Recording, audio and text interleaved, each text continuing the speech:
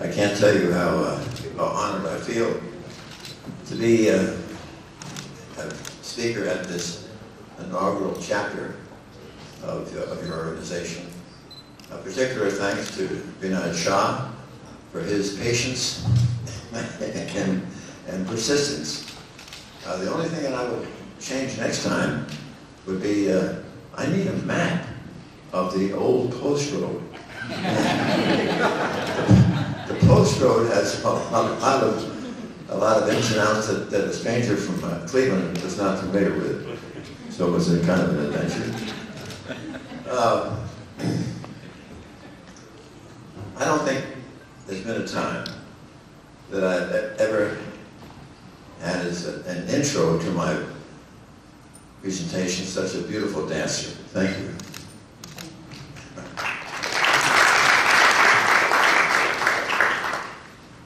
All right.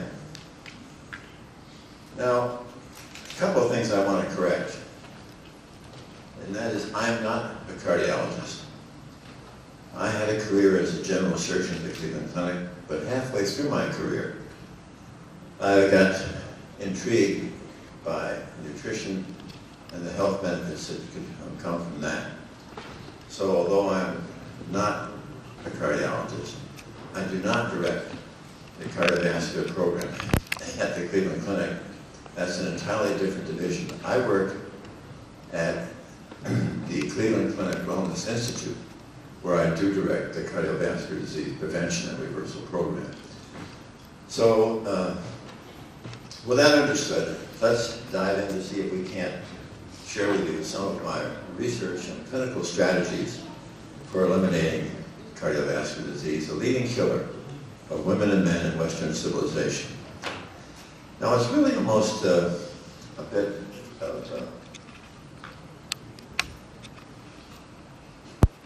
bit of an embarrassment to think that in this country we have built $1 billion health industry around an illness that does not even exist in half the planet.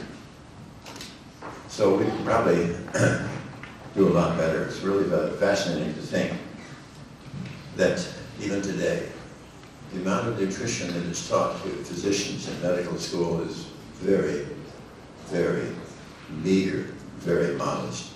And the amount that physicians get in education and nutrition in their postgraduate training is almost shameful.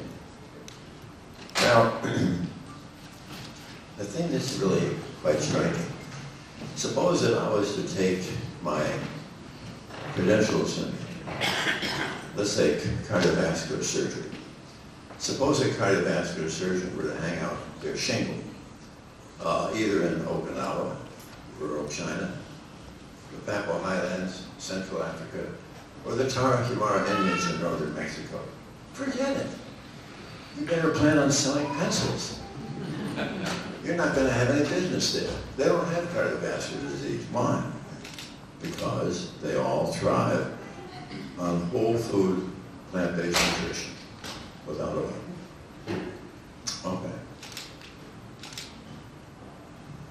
Now this is the oldest slide in my presentation, and this takes me back to 1968. And that was when I was leaving Vietnam. I had spent a year there as a combat surgeon. And this slide reminds me to share with the audience the fact that if we were to look at the autopsy of our young GIs who died in combat in Korea, at average age 20, roughly 80% of those young GIs already have the foundation for cardiovascular disease. And yet, when that study was repeated 45 years later, in 1999, this time looking at young women and men who have died of accidents, homicides, and suicides between the ages of 17 and 34. Now, the disease is ubiquitous. Everybody. In this country, you graduate from high school. You graduate from high school and you get a diploma, but you also get the foundation for heart disease. Now, is there anybody in this room who's over 17 years of age? Well, I'm always more engaged when I'm speaking to patients. All right. Now, we had a chance to get it right.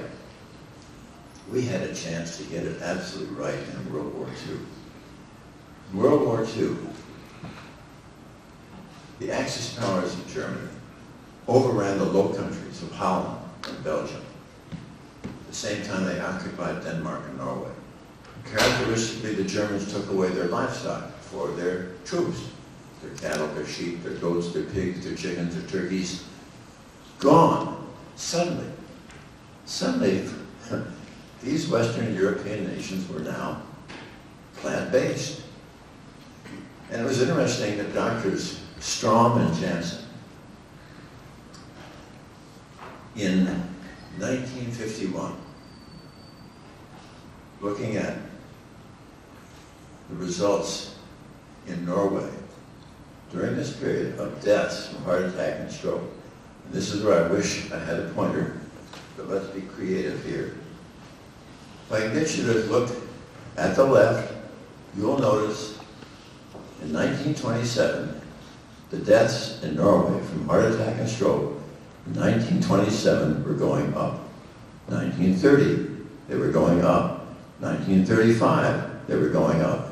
1939, 40, in come the Germans. Whoop! 1941, whoop! 42.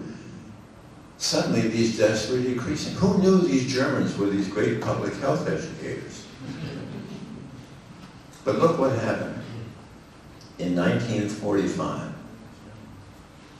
with the death of Adolf Hitler, the cessation of hostilities in the European theater. Immediately back comes the dairy, back comes the meat, back come the heart attacks, back come the strokes. Look how profound, powerful, and prompt that was. Pretty impressive. Now, you've gone through the easy part. Now we got some new vocabulary. There will be two pieces of scientific vocabulary that I want you to carry away from this presentation. Now, obviously on the right, you were looking at, I can almost be there, let's see, no, not quite. On the right, you're looking at an artery that is very diseased, and you're probably saying when that finally closes off, there'll be a heart attack. Well, actually, probably not. Yes, something that is this diseased and severe will give you chest pain, angina, shortness of breath, but a heart attack may be 10%, because this happens over such a long period of time that the body will build its own little tiny collaterals, these little threads going around that blockage that would sustain the downstream viability of the heart muscle, even though that may shut off. But what I really want you to understand is, on the left, even those of you in the back, if you look carefully, at the innermost lining of that normal artery, there's a thin little dark layer that you can see. Now here's the first piece of scientific information. I want you never to forget. Hold on to it. That layer, that tiny, delicate, innermost layer, is the endothelium. E-N-D-O-T-H-E-L-I-U-M. The endothelium is truly remarkable because it makes a magic molecule that is responsible for the salvation and the protection of all of our vasculature. Now,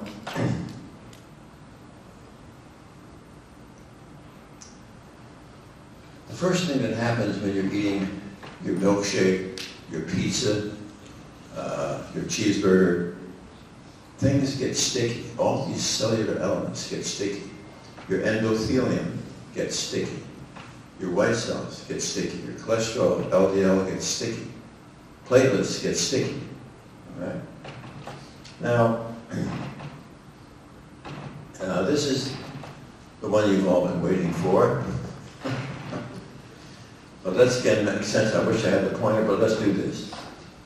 The blue is where the blood is flowing. Just below the blue, you'll see that line of purple cells, the endothelium.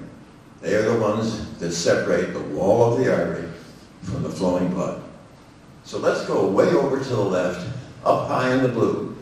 Those little orange molecules are your bad LDL cholesterol, but they are now stimulated.